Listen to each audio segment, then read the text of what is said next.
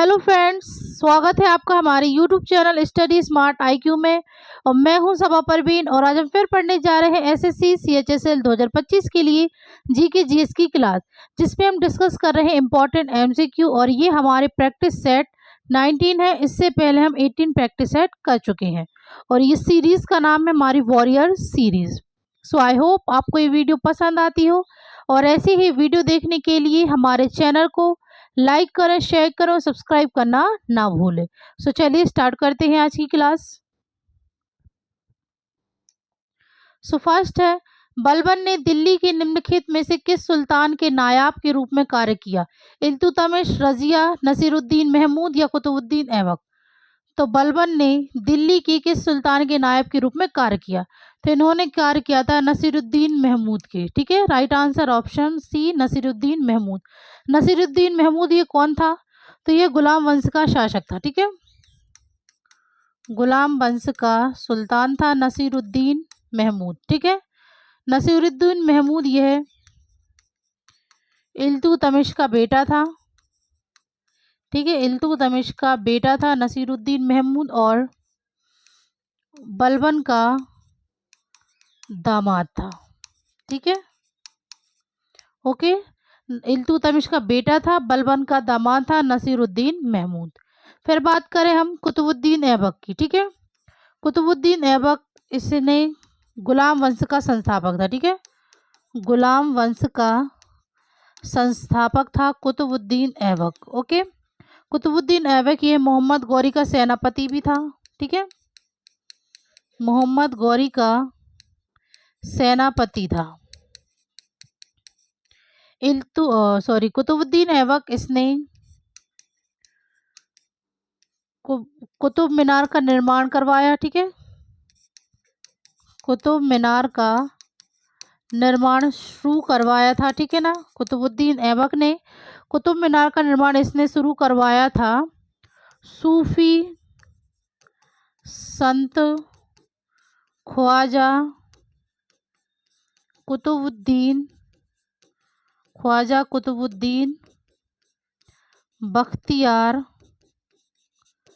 काकी की याद में। ठीक है, ख्वाजा कुतुबुद्दीन बख्तियार काकी की याद में इसने कुतुब मीनार का निर्माण शुरू करवाया था कुतुबुद्दीन ऐबक ने। ठीक है, इसके अलावा कुतुबुद्दीन ऐबक ने कुव्वत उल इस्लाम मस्जिद का निर्माण करवाया। कुव्वत उल इस्लाम मस्जिद का निर्माण करवाया और 2.5 दिन का झोपड़ा भी बनवाया था। ठीक है, कुतुबुद्दीन ऐबक ने। ठीक है, कुतुबुद्दीन ऐबक यह कुतुब मीनार का एक मंजिला ही बनवा पाया था और इसके बाद इसकी मृत्यु हो गई थी। और इसकी मृत्यु कैसे हुई थी?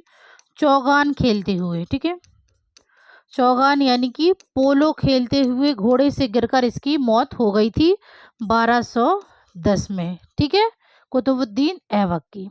ओके, फिर बात करें हम इल्तुतमिश। तो इल्तुतमिश ये है कुतुबुद्दीन ऐबक का गुलाम और दामाद था। कुतुबुद्दीन ऐबक का गुलाम और दामाद था इल्तुतमिश। ठीक है, इल्तुतमिश इसने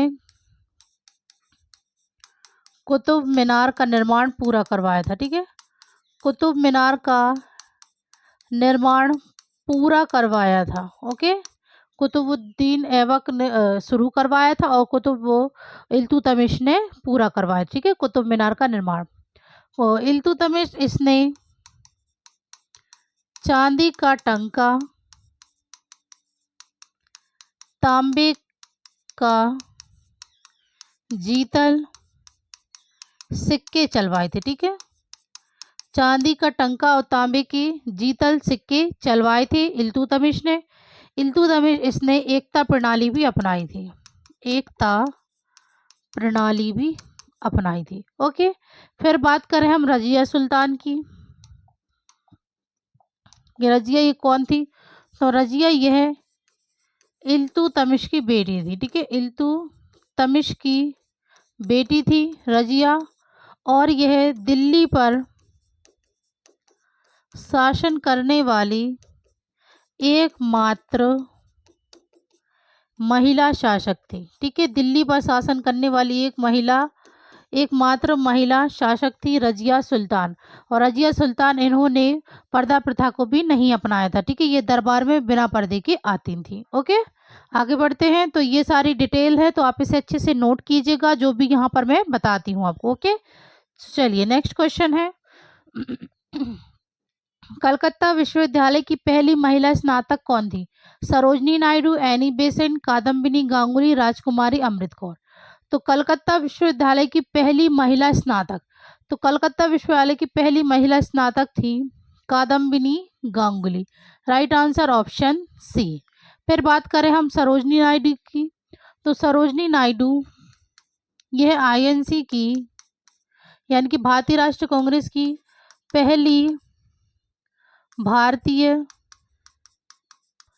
महिला अध्यक्ष। ठीक है, पहली भारतीय महिला अध्यक्ष थी सरोजनी नायडू। और ये कब बनी थी अध्यक्ष? तो ये बनी थी 1925 में कानपुर अधिवेशन में। ठीक है, इसके अलावा सरोजनी नायडू यह भारत की पहली महिला राज्यपाल भी नियुक्त हुई थी। ठीक है, पहली महिला राज्यपाल भी नियुक्त हुई थी उत्तर प्रदेश की। ओके, सरोजनी नायडू। ओके, फिर बात करें एनी बेसेंट, तो एनी बेसेंट यह भारतीय राष्ट्रीय कांग्रेस की पहली महिला अध्यक्ष थी। ठीक है, पहली महिला अध्यक्ष थी, और इन्होंने 1917 में कलकत्ता अधिवेशन में आईएनसी की अध्यक्षता की थी एनी बेसेंट ने। ओके, एनी बेसेंट इन्होंने होम रूल लीग की स्थापना भी की थी।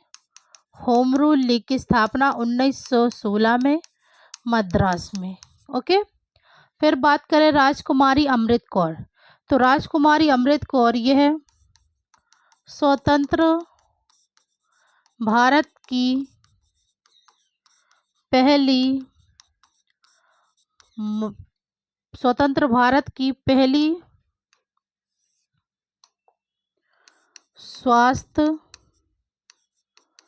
स्वतंत्र भारत की पहली स्वास्थ्य मंत्री थी। ठीक है, पहली महिला, हाँ ठीक है, पहली महिला स्वास्थ्य मंत्री थी। ओके, राजकुमारी अमृत कौर। ठीक है, स्वतंत्र भारत की पहली महिला स्वास्थ्य मंत्री थी। ठीक है, तो ये याद रखिएगा। आगे बढ़ते हैं। नेक्स्ट है, किसने कहा कि पूरा उन तंत्रों में से एक है जिसका उपयोग हमारे गांव को उत्पादक आर्थिक क्षेत्रों में बदलने के लिए किया जाएगा? एपीजे अब्दुल कलाम, मनमोहन सिंह, दादा भाई नौरोजी, अटल बिहारी वाजपेयी। तो किसने कहा पूरा उन तंत्रों में से एक है जिसका उपयोग हमारे गांव को उत्पादक आर्थिक क्षेत्रों में बदलने के लिए किया जाएगा? तो ये कहा है एपीजे अब्दुल कलाम ने। Right answer option A, APJ Abdul Kalam. APJ Abdul Kalam ये भारत के पूर्व राष्ट्रपति थे। ठीक है,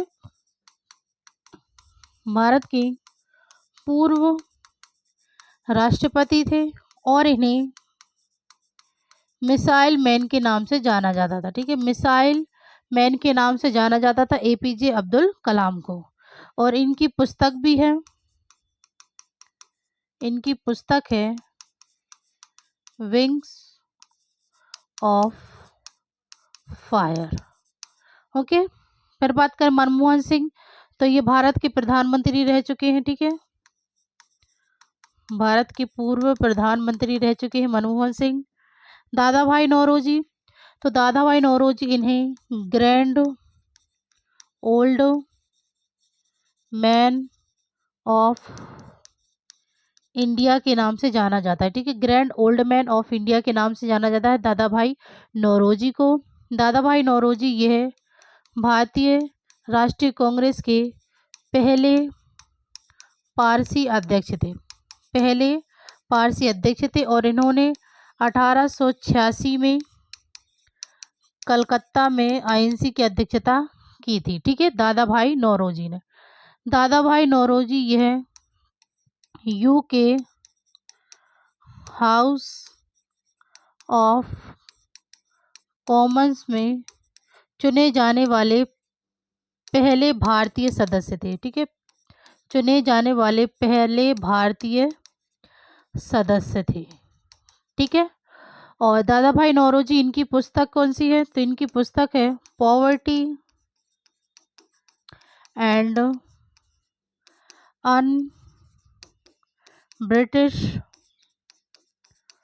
रूल इन इंडिया, ये है इनकी पुस्तक है दादा भाई नौरोजी की। ठीक है, फिर अटल बिहारी वाजपेयी, तो ये भारत के पूर्व प्रधानमंत्री रहे थे। ठीक है, अटल बिहारी वाजपेयी। ओके, चलिए तो अब ये है इनके बारे में डिटेल्स। अब आगे बढ़ते हैं। नेक्स्ट है, महर्षि दयानंद सरस्वती ने 1875 में निम्नलिखित में से किस स्थान पर आर्य समाज संगठन की स्थापना की? तो महर्षि दयानंद सरस्वती ने 1875 में किस स्थान पर आर्य समाज संगठन की स्थापना की? लाहौर, दिल्ली, अमृतसर या बॉम्बे? तो इन्होंने आर्य समाज संगठन की स्थापना की थी बॉम्बे में 1875 में। Right answer option D. Okay, next, कौन सा भारतीय राज्य कुल्हा नामक पारंपरिक नहर सिंचाई पद्धति के लिए प्रसिद्ध है? हिमाचल प्रदेश, उड़ीसा, आंध्र प्रदेश या उत्तर प्रदेश? तो कौन सा भारतीय राज्य कुल्हा नामक पारंपरिक नहर सिंचाई के लिए प्रसिद्ध है? ठीक है, तो ये है Himachal Pradesh. Okay, right answer option A, Himachal Pradesh. Next, Pola त्योहार निम्नलिखित में से किस राज्य से संबंधित है? महाराष्ट्र, मिजोरम, नागालैंड, कर्नाटक? तो पोला त्योहार यह संबंधित है महाराष्ट्र से। राइट आंसर ऑप्शन ए। ओके, नेक्स्ट है, 2004 में पद्म भूषण पुरस्कार विजेता और शास्त्रीय नर्तक अलारमेल बल्ली को किस नृत्य शैली के प्रदर्शन के लिए जाना जाता है? ओडिसी, भरतनाट्यम, छऊ या कुचिपुड़ी? तो 2004 के पद्म भूषण पुरस्कार विजेता शास्त्रीय नर्तक अलारमेल बल्ली को किस नृत्य शैली प्रदर्शन के लिए जाना जाता है? तो इन्हें जाना जाता है भरतनाट्यम के लिए। ठीक है, राइट आंसर है ऑप्शन बी, भरतनाट्यम। भरतनाट्यम ये कहाँ का शास्त्रीय नृत्य है? तो भरतनाट्यम ये है तमिलनाडु का। इसके अलावा उड़ीसी, ये उड़ीसा का शास्त्रीय नृत्य है। छऊ यह संस्कृति मंत्रालय द्वारा 9वां शास्त्रीय नृत्य। ठीक है, 9वां शास्त्रीय नृत्य है छऊ, और यह 3 प्रकार का होता है। ठीक है, 3 प्रकार का होता है, पुरुलिया छऊ, मयूरभंज छऊ और सरायकेला छऊ, और अलग अलग जगहों पे ये मनाया जाता है। ठीक है, कुचिपुड़ी ये कहाँ का शास्त्रीय नृत्य है? तो ये है आंध्र प्रदेश का। ठीक है, इसके अलावा और कौन से शास्त्रीय नृत्य हैं? तो ये है कथक, जो कि उत्तर प्रदेश का है, और मणिपुरी मणिपुर का है, मोहिनी अट्टम जो कि केरल का है, और कथकली ये भी केरल का है, सत्रिया जो कि है असम का। ठीक है, तो उड़ीसी, भरतनाट्यम, कुचिपुड़ी, कथक, मणिपुरी, मोहिनीअट्टम, कथकली और सत्रिया। 3 4 5 6 7 8। ठीक है, तो ये 8 शास्त्रीय नृत्य हैं संगीत नाटक अकेडमी के अनुसार, और जो 9वां शास्त्रीय नृत्य है वो है छऊ, यह संस्कृति मंत्रालय द्वारा। ठीक है, संस्कृति मंत्रालय द्वारा 9 शास्त्रीय नृत्य, जिनमें कि एक को जोड़ गया है छऊ, और संगीत नाटक अकेडमी के अनुसार 8 शास्त्रीय नृत्य है। ओके, तो ये याद रखिएगा आप। आगे बढ़ते हैं। नेक्स्ट है, भारत की जनगणना 2011 के अनुसार भारत में किस जिले में साक्षरता दर सबसे कम है? चौकी, अलीराजपुर, बेमेतरा, सीवान? तो भारत की जनगणना 2011 के अनुसार भारत की किस जिले में साक्षरता दर सबसे कम है? तो सबसे कम साक्षरता दर है अलीराजपुर में। Right answer option B. और सबसे अधिक की बात करें, सबसे अधिक साक्षरता दर किस जिले में है? तो सबसे अधिक है शेर छिप में। ठीक है, शेर छिप में, जो कि मिजोरम में है। ओके, चलिए तो ये याद रखिएगा। आगे बढ़ते हैं। नेक्स्ट है, भारत का मूल संविधान अंग्रेजी में हाथ से लिखा गया था। HBR आयंगर, प्रेम बिहारी नारायण रायजादा, बसंत कृष्ण वैद्य या SN मुखर्जी? तो भारत का मूल संविधान अंग्रेजी में हाथ से लिखा गया था Prem Bihari Narayan Raizada. Right answer option B. Okay, next है, दिल्ली सल्तनत काल में नौरोज मनाने की प्रथा किसने शुरू की? सिकंदर सूर, शमसुद्दीन इल्तुतमिश, गयासुद्दीन बलबन या गयासुद्दीन तुगलक? तो दिल्ली सल्तनत काल में नौरोज मनाने की प्रथा शुरू की, तो ये की थी गयासुद्दीन बलबन ने। Right answer option C, Ghiyasuddin Balban. Ghiyasuddin Balban के बारे में बात करें तो ये गुलाम वंश का शासक था। ठीक है, गुलाम वंश का शासक था। और गयासुद्दीन बलबन इसने लोह और रक्त की नीति अपनाई।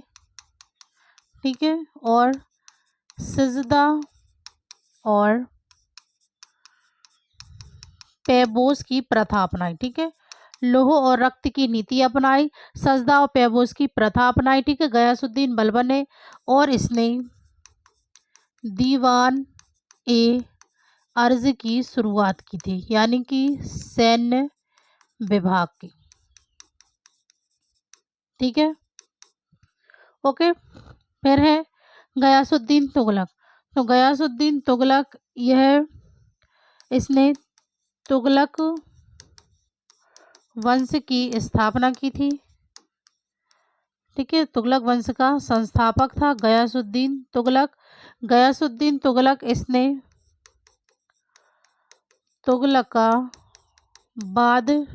शहर की स्थापना की। ठीक है, तुगलकाबाद शहर की स्थापना की थी गयासुद्दीन तुगलक ने, और इसने नहरों का निर्माण भी करवाया था। नहरों का निर्माण भी करवाया था। ओके, फिर बात करें सिकंदर सूर की। तो सिकंदर सूर इसने सरहिंद का युद्ध किया था। ठीक है, सरहिंद का युद्ध किया था, जो कि हुआ था 1555 में, और ये हुआ था हुमायूं वर्सेस सिकंदर सूर के बीच, जिसमें सिकंदर सूर हार गया था और हुमायूं की जीत हुई थी। ठीक है, सिकंदर सूर यह सूर वंश का अंतिम शासक था, पांचवा और अंतिम शासक था। और सरहिंद का युद्ध इसका इम्पोर्टेंट है, जो कि इसने किया था 1555 में, जो कि हुमायूं और सिकंदर सूर के बीच हुआ था और हुमायूं की जीत हुई थी। फिर है शमसुद्दीन इल्तुतमिश। तो मैं आपको इल्तुतमिश के बारे में बता चुकी हूँ कि कुतुबुद्दीन ऐबक का गुलाम और दामाद था। इसने कुतुब मीनार का निर्माण पूरा करवाया था। इसने चांदी का टंका, तांबे के जीतल सिक्के चलवाए, और इसने एकता प्रणाली भी अपनाई थी। ठीक है, आगे बढ़ते हैं। नेक्स्ट है, निम्नलिखित व्यक्तियों में से कौन संविधान के दस्तावेज का मसौदा तैयार करने वाले संविधान सभा का मुख्य प्रारूपकार था? के.एम. मुंशी, बसंत कृष्ण वैद्य, एस.एन. मुखर्जी या एच.वी.आर. अयंगर? तो इनमें से कौन संविधान के दस्तावेज का मसौदा तैयार करने वाले संविधान सभा के मुख्य प्रारूपकार था? तो ये थे S N. Mukherjee. Right answer option C. Okay, next है, भारत की पहली रेलवे लाइन का निर्माण किस वर्ष किया गया था? 1853, 1887, 1890, 1888? तो भारत में पहली रेलवे लाइन का निर्माण किस वर्ष किया गया था? ये किया गया था 1853 में। राइट आंसर है ऑप्शन ए। और भारत की पहली रेलवे लाइन किसने चालू की थी? तो ये की थी लॉर्ड डलहौजी ने करवाई थी। ठीक है, लॉर्ड डलहौजी ने करवाई थी, इसलिए इसे भारतीय रेलवे का जनक माना जाता है। ठीक है, भारतीय रेलवे का जनक माना जाता है लॉर्ड डलहौजी को। ओके, आगे बढ़ते हैं। नेक्स्ट है, देश का सबसे बड़ा हॉकी स्टेडियम बिरसा मुंडा अंतर्राष्ट्रीय हॉकी स्टेडियम स्थित कहाँ है? भुवनेश्वर उड़ीसा, झारसुगुड़ा उड़ीसा, कटक उड़ीसा या राउरकेला उड़ीसा? तो देश के सबसे बड़ा हॉकी स्टेडियम बिरसा मुंडा अंतर्राष्ट्रीय हॉकी स्टेडियम ये कहाँ स्थित है? तो यह स्थित है राउरकेला उड़ीसा में। Right answer option D, Rourkela Orissa. Next है, भारत में किस अवधि को योजना अवकाश के रूप में वर्णित किया गया था? 1990 से 1993, 1966 से 1969, 1956 से 1960, 1947 1950 तक? तो भारत में किस अवधि को योजना अवकाश के रूप में वर्णित किया गया है? तो ये किया गया था 1966 से 1969 तक। ठीक है, right answer option B. Okay, next है, लाहो किस राज्य का नृत्य है? मणिपुर, सिक्किम, मेघालय या केरल? तो लाहो यह नृत्य है मेघालय का। Right answer option C. Next है, संगीत वाद्य यंत्र सरोद का संबंध किससे है? जाकिर हुसैन, अल्लाह रखा, अमजद अली खान या खयाम? तो संगीत वाद्य यंत्र सरोद का संबंध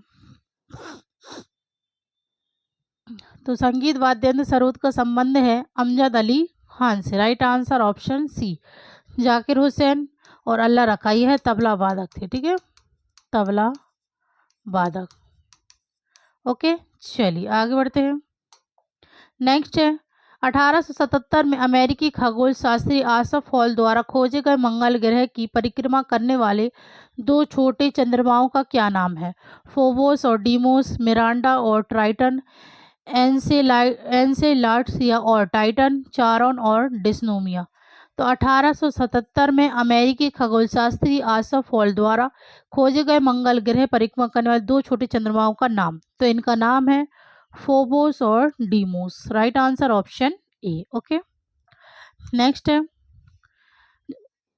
1969 में जवाहरलाल नेहरू विश्वविद्यालय के पहले कुलपति कौन बने? बी.डी. नाग चौधरी, जी. पार्थ सारथी, वाई. नायुदम्मा और के.आर. नारायण। तो 1969 में जवाहरलाल नेहरू विश्वविद्यालय के पहले कुलपति, तो ये बने थे G. Parthasarathy. Right answer option B. Okay, next है भारत की जनगणना 2011 के अनुसार भारत के किस राज्य में साक्षरता दर सबसे कम है? झारखंड, राजस्थान, बिहार, अरुणाचल प्रदेश। तो किस राज्य में साक्षरता दर सबसे कम है? तो सबसे कम साक्षरता दर है बिहार में। और सबसे अधिक की बात करें कि सबसे अधिक साक्षरता दर किस राज्य में है, तो ये है केरल में। ठीक है, और इसके अलावा बात करें केंद्र शासित प्रदेश की, केंद्र शासित प्रदेश की कि सबसे अधिक साक्षरता दर, ठीक है, कि साक्षरता दर सबसे अधिक कहाँ पर है? तो सबसे अधिक साक्षरता दर है लक्षद्वीप में, और सबसे कम साक्षरता दर है दादरा और नगर हवेली में। ठीक है, दादरा और नगर हवेली में। ओके, तो ये याद रखिएगा। आगे बढ़ते हैं। नेक्स्ट है भारत में 10 रुपए के नोट कौन जारी करता है? भारतीय रिजर्व बैंक, भारतीय state bank, union bank of India, central bank of India. तो भारत में 10 रुपए के नोट जारी करता है भारतीय reserve bank. Right answer option ए। अब बात करें भारतीय रिजर्व बैंक की स्थापना कब हुई, तो ये हुई थी 1935 में। भारतीय स्टेट बैंक की तो ये हुई थी 1955 में। यूनियन बैंक ऑफ इंडिया की तो ये हुई थी 1919 में। और सेंट्रल बैंक ऑफ इंडिया तो ये हुई थी 1911 में। ओके, ये याद रखिएगा। आगे बढ़ते हैं। नेक्स्ट है भारतीय संविधान में समवर्ती सूची का विचार डैश से लिया गया था? Germany, Australia, Denmark, Ireland. तो भारतीय संविधान में समवर्ती सूची का विचार तो ये लिया गया था ऑस्ट्रेलिया से। Right answer option B, Australia. Next है निम्नलिखित में से किस नेता को 13वें संसद रत्न पुरस्कार के दौरान लाइफ टाइम अचीवमेंट अवार्ड प्राप्त हुआ? नारा चंद्रबाबू नायडू, कुमार मंगलम, सुमित्रा महाजन, टी.के. रंगराजन। तो किस नेता को 13वें संसद रत्न पुरस्कार के दौरान लाइफ टाइम अचीवमेंट अवार्ड प्राप्त हुआ? तो ये प्राप्त हुआ है टी.के. रंगराजन को। Right answer option D. Next है उस्ताद विलायत खान का नाम निम्नलिखित में से किस भारतीय संगीत वाद्य यंत्र से जुड़ा है? संतूर, सितार, बांसुरी या तबला। तो उस्ताद विलायत खान का नाम किस भारतीय संगीत वाद्य यंत्र से जुड़ा है? तो इनका नाम जुड़ा है सितार से। ठीक है, right answer option B. Next है ब्रिटिश एम्पायर गेम्स कब शुरू हुए? 1936, 1938, 1930, 1934। तो ब्रिटिश एम्पायर गेम्स शुरू हुए थे 1930 में। Right answer option C. Okay, चलिए नेक्स्ट है निम्नलिखित में से कौन सा एक त्योहार और नृत्य है? बैसाखी, उगादी, पोंगल या बिहू। तो जो एक त्योहार और नृत्य है वो है बिहू। राइट आंसर है ऑप्शन डी, बिहू। और बिहू ये भी 3 प्रकार का होता है। ठीक है, 3 प्रकार का होता है, कोंगाली बिहू, भोगाली बिहू और एक और है वो मुझे याद नहीं आ रहा है। ठीक है, तो 3 प्रकार के हैं बिहू भी। ओके, आगे बढ़ ओके, तो ये थे आज के हमारे क्वेश्चंस। सो आई होप आपको ये वीडियो पसंद आती हो, और ऐसी ही वीडियो देखने के लिए हमारे चैनल को लाइक करें, शेयर करें, सब्सक्राइब करना ना भूलें। तो मिलते हैं आपसे कल अगली वीडियो में, तब तक के लिए good luck and goodbye. Thank you.